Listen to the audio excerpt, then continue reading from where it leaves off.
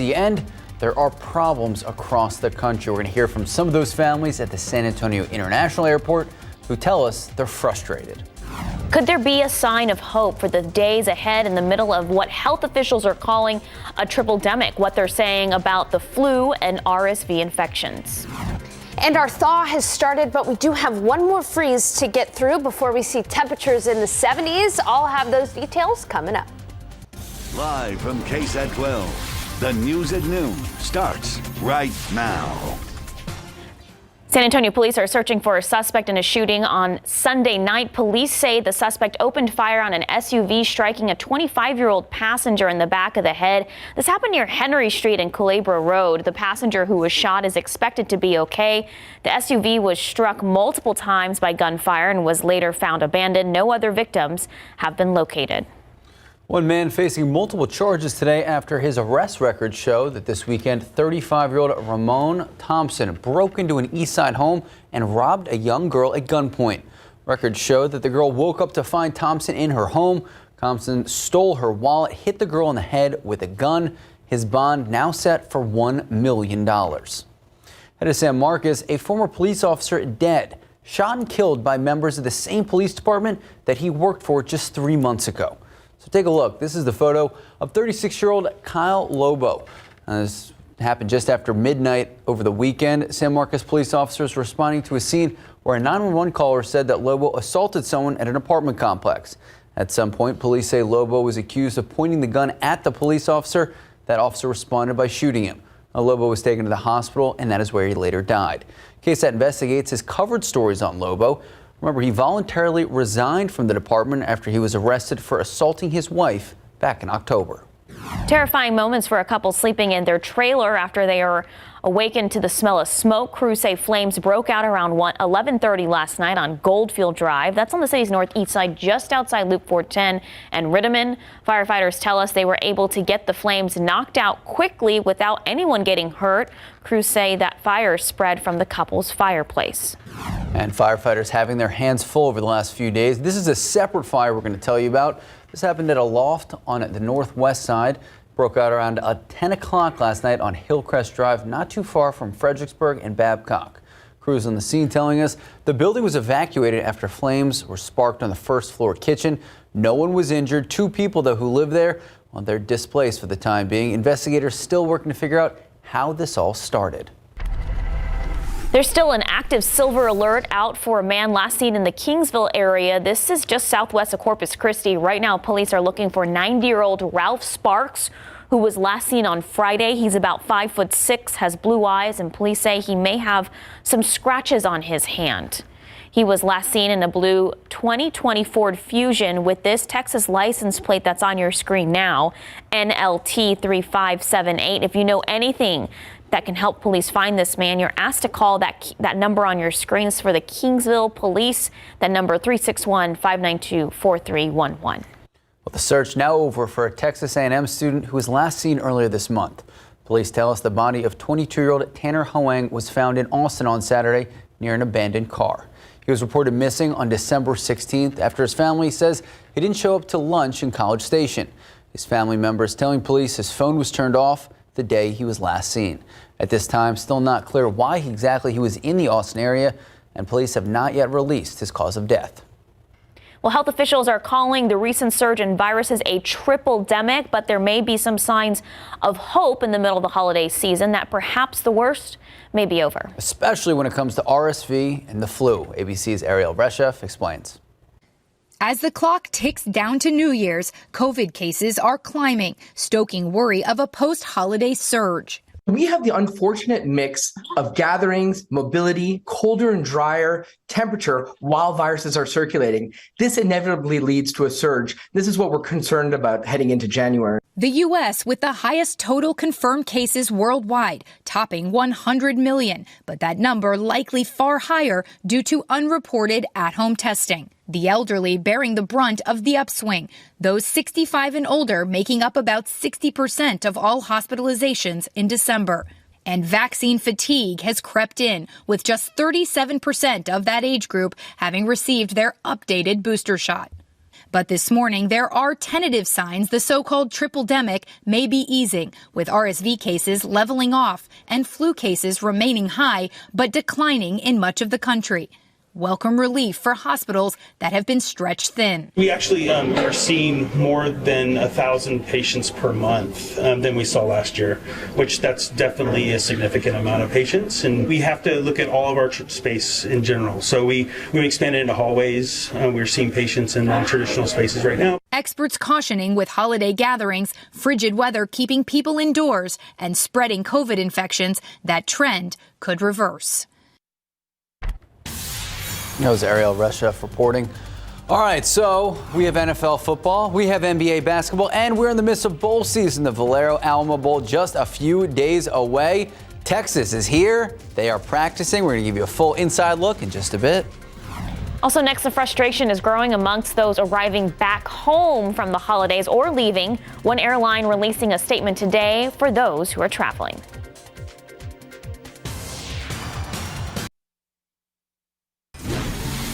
Welcome back. Frustration, the main sentiment among travelers at the San Antonio International Airport today. Hundreds of flights canceled or delayed the day after Christmas. Our Camelia Juarez spoke to travelers who say they feel like they're in limbo.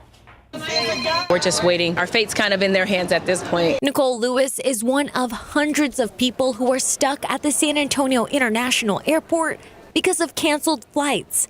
Lewis and her daughter say this is not how they want to spend their time off. I don't have a lot of time off of work, so the time that we do get, we just want to be able to relax. Most of the cancellations were through Southwest Airlines. As of 10 this morning, 15 flights were canceled. A statement released by the airline said it is still experiencing disruptions from the winter storm. We purposely booked a place where we knew it was not going to be any weather issues, but we're still facing the same thing. Southwest Airlines says travelers with a canceled flight can receive a refund or flight credit, but that's not good enough for some travelers. They try to reschedule for different days, but obviously we already booked hotels and we have plans and everything, so we're here in line hoping that they can do something for us. The other issue is customer service. The phone lines are busy. This man waited nearly an hour on hold. Now, this is the line of people waiting to make a flight change arrangements. They told me that they can't get through on the phone or online, so they came to the airport to make those changes in person,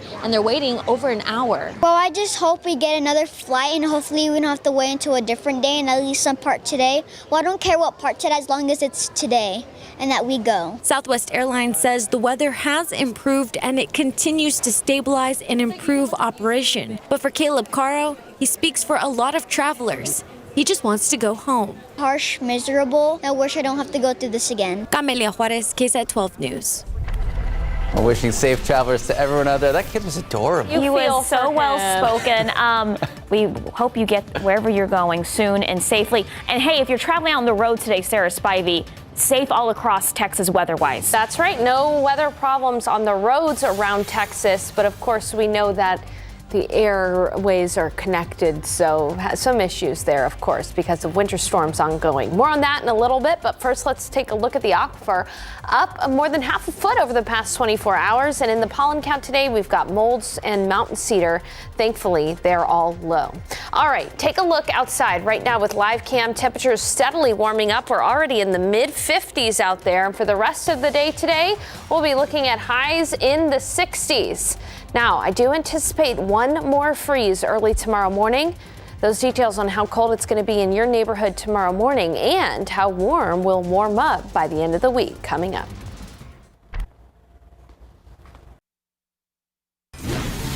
Well, welcome back. Over the last few days, obviously dealing with the hard freezes, but I gotta say, you look outside now, blue skies, it is gorgeous out there. I know. And 56 degrees. I'll take it. Absolutely beautiful outside right now. We're going to be the warmest we've been this week since about Thursday when that Arctic cold front moved through. But speaking of the cold, Christmas morning yesterday, we got down to 22 degrees. That officially makes it the second coldest Christmas morning on record in San Antonio, behind 1983 when we got down to 11 degrees. Thankfully, we've been warming up since then. And here's the thing, driving across the state of Texas, there's not going to be any issues today or over the next few days as far as the weather is concerned. Now, early tomorrow morning, I do anticipate a widespread freeze for most of Texas, but by the afternoon tomorrow, we'll be near 60 degrees. And again, a pretty quiet weather pattern for Wednesday as well.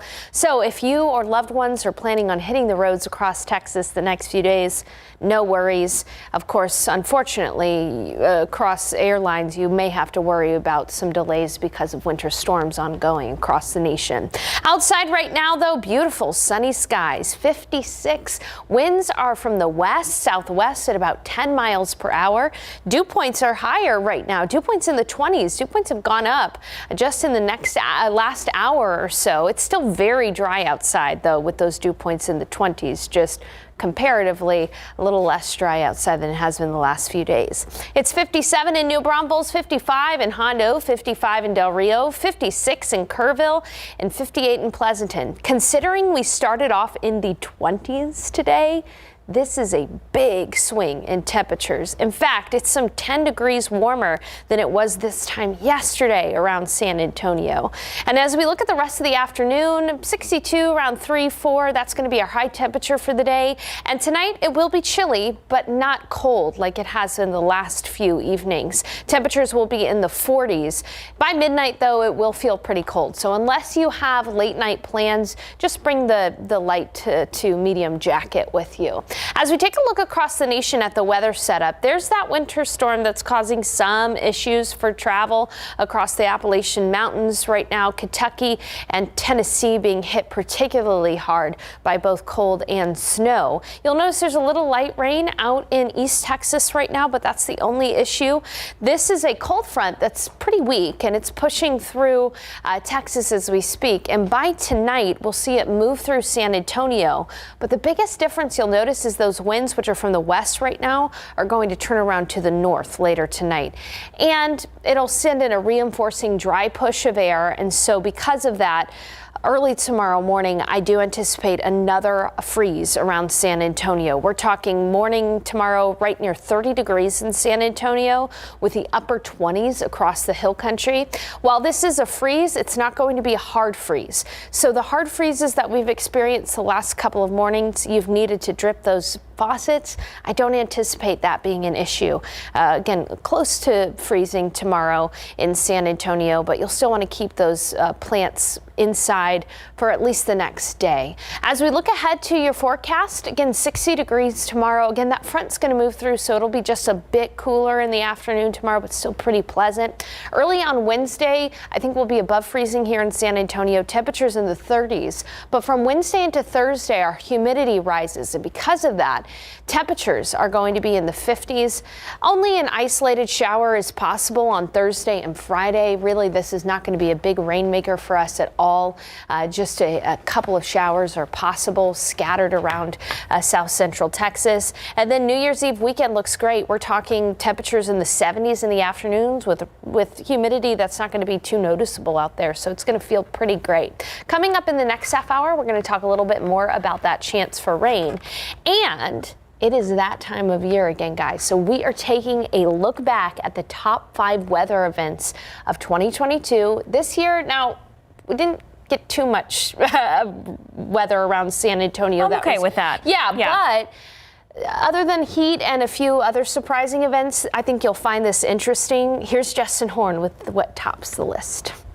Yes, 2022 wasn't all heat and drought. There were a few memorable events, and that brings us to number 5, a West Texas earthquake. It may have been 350 miles away, but we felt it in San Antonio. Centered near the small West Texas town of Mentone, the 5.4 magnitude earthquake was the 3rd strongest in Texas history. Those in high-rise buildings in San Antonio reported feeling the quake. Number 4, Hurricane Ian. Texas mostly avoided tropical weather, but Florida did not. Ian was one of the strongest hurricanes to ever make landfall on the U.S. mainland. Its effects were far-reaching.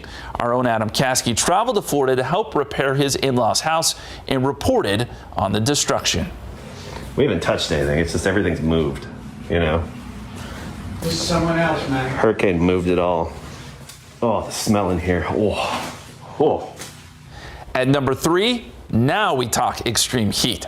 South Texas is no stranger to the word hot, but 2022 was next level with temperatures, especially in the months of May, June, July, and August. We came up just 1 day shy of setting the record for the most 100-degree days in a year after hitting 107 on July 11th and spending a record amount of consecutive hours above 80 in July.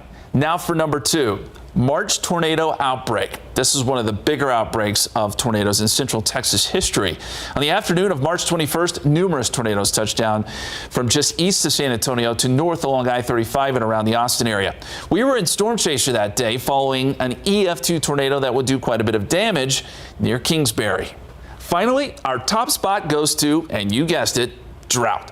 It was a year for the record books when it comes to lack of rainfall. It was hard to come by all year long, with stretches for weeks during the summer without a drop of rain. And when we did get it, it wasn't much.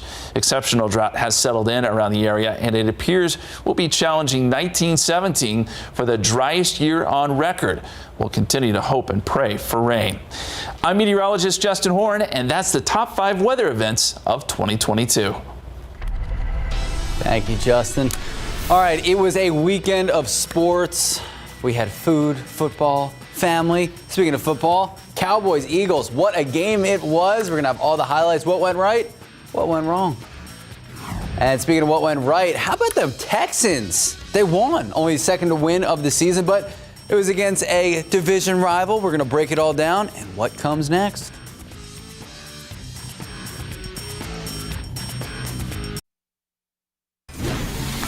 Welcome back. The Valero Alamo Bowl. It is coming up Thursday night, and the Texas Longhorns holding their first workouts right here in San Antonio. A lot of these guys actually played here just a couple of years ago. So take a look. This is what it looked like at Trinity University. The Longhorns taking the field to prepare for the Washington Huskies in the Dome. The Horns ranked number 20 and the Huskies ranked number 12. For some of these members of the Longhorns, second trip to San Antonio for the Valero Alamo Bowl. Now, the Horns' last appearance was 2020 when they dominated Colorado 55-23. Having the ability, to get an opportunity on a stage like this, I think that's huge. I was able to play, in the Alamo Bowl myself my freshman year. So I think when you get a chance to step up like these guys have, and, they've been putting in their work, I'm just really excited to see what they can do out there. Meanwhile, the Huskies arrived in San Antonio around 8:30 last night. They begin their preparations, only their second trip to the Alamo City. Pro football coverage, powered by Davis Law Firm. And you can't talk about football without talking about the Cowboys and the Texans, both divisional matchups all the way on Christmas Eve. Dallas hosting Philadelphia. They were without their starting quarterback, so no Jalen Hurts, but Gardner Minshew, well, he looked pretty good. Ended up a pretty close game, high-scoring matchup, but in the end, it was the Dallas defense that stepped up big. The final moments of the game, well, this is just Gardner Minshew doing Minshew things. A wide open receiver, you should probably guard the Heisman winner in the end zone, but that's neither here nor there. The final from Jerry World, Cowboys would go on to win 40-34. Now the Cowboys have a short week. They're going to head to Nashville on Thursday, taking on in Nashville, the Tennessee Titans. Kickoff set for 7:15 Thursday Night Football.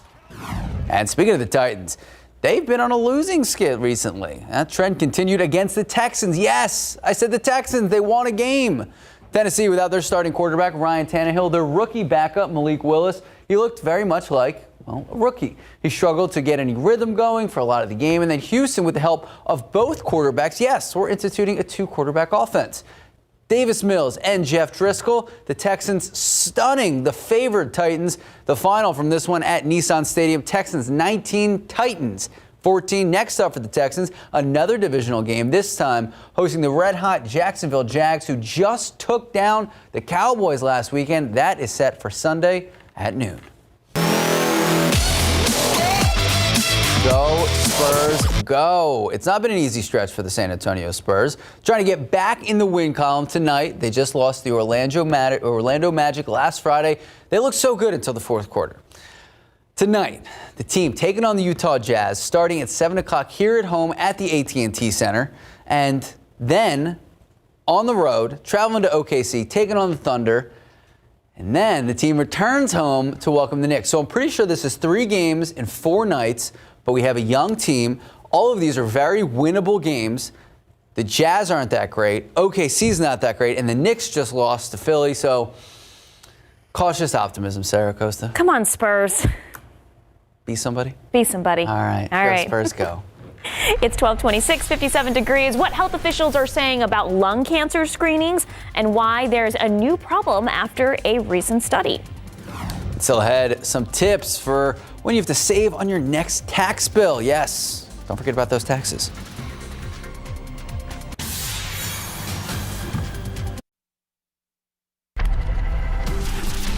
Okay, we had another freezing morning, but Sarah Spivey, we're back up to 57 degrees. Yeah. Right at 12:30 this morning.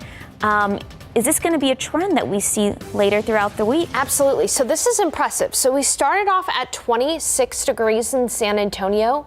We're already at 56. That is a 30-degree jump just in a couple of hours here since sunrise. So a very dry air mass in place, allowing for temperatures to warm up quickly. Let's take a look at the satellite and the temperatures in San Antonio. Generally, we've got sunny skies and 56 degrees outside right now. It's 61 already in Castroville, 57 in Bulverde, 60 in Pleasanton. Let's zoom out a little bit because there are some clouds down in Karnes County, DeWitt County, but other than that, it is a very sunny day. 55 in Del Rio, 55 in Rock Springs, 57 in Kerrville, 58 up in Fredericksburg. Here's what we're going to be talking about in the forecast. Tomorrow, one more morning freeze for us. So keep those plants covered overnight for just one more night. And then this week we'll be in the 70s by Thursday. We'll talk to you about some very slim rain chances and how we stack up according to the driest years on record. Finally, we'll talk about New Year's Eve weekend, this upcoming weekend. It's going to be really nice. You'll look forward to that forecast. I'll have these details for you in a bit. Next. Thank you, Sarah. Now to the latest at the U.S.-Mexico border. Several buses of migrants arriving on Christmas Eve right near the home of Vice President Kamala Harris in Washington, D.C. The White House is calling it the latest political stunt from Texas Governor Greg Abbott, though Abbott's office has not said whether his administration had sent those buses. ABC's Elizabeth Schulze has a story from Washington. In frigid temperatures on Christmas Eve, 3 buses of migrant families dropped outside the residence of Vice President Kamala Harris. Aid workers say more than 100 people, including children, were left outside, many unprepared, wearing T-shirts in the record-breaking cold. It's been so cold that people, I step outside and they say, please, let me in, even if they're standing room only. I don't even have to find a place on the floor to sleep as long as you just allow me to come in. The White House immediately blaming Texas Governor Greg Abbott, saying in a statement he abandoned children on the side of the road in below freezing temperatures on Christmas Eve. This was a cruel, dangerous, and shameful stunt. Abbott's office did not respond to a request for comment, but previously said Texas had bused more than 15,000 migrants since April to Washington, D.C., New York, Philadelphia, and Chicago. It's part of a growing political battle as Republican-led states protest the Biden administration's attempt to end a Trump-era policy known as Title 42, which allows migrants to be expelled without being able to claim asylum. We're waiting for Title 42 to be nullified, says this man from Honduras. The fate of that policy is now in the hands of the Supreme Court. As the court weighs a decision, the Department of Homeland Security is out with a statement saying migrants should not attempt to cross the border in the cold, warning of the risk of deportation. Now, it's not clear when the Supreme Court might issue its decision on Title 42. Elizabeth Schulze, ABC News, Washington. All right, now to big news out of West Point, the U.S. Military Academy. They're going to start removing Confederate monuments and images of Confederacy of their campus. So this all includes a portrait of Robert E. Lee in the school library that shows him wearing a Confederate uniform. The Military Academy announced these plans in a letter sent to the West Point community just last week.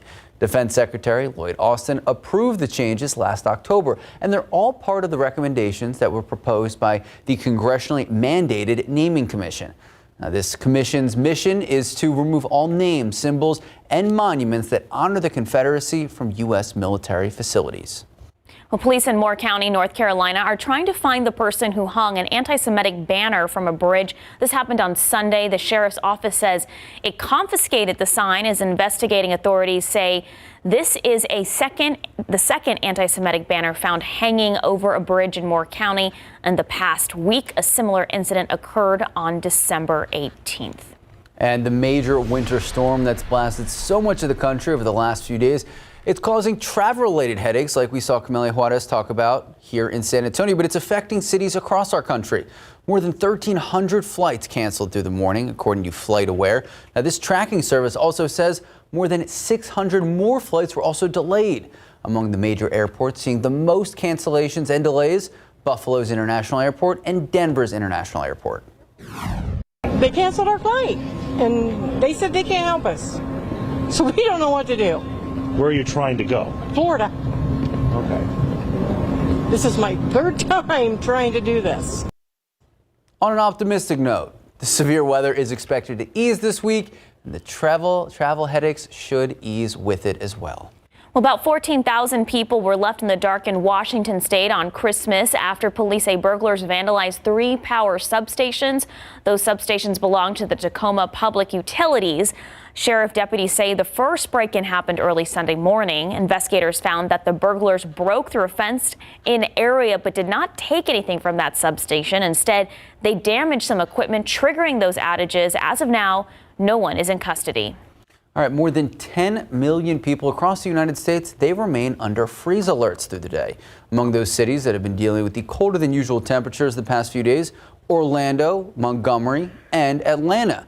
Officials say these sub-freezing temperatures will likely cause crop and vegetation issues. There have reportedly been at least 39 related deaths, 17 of those just in the state of New York.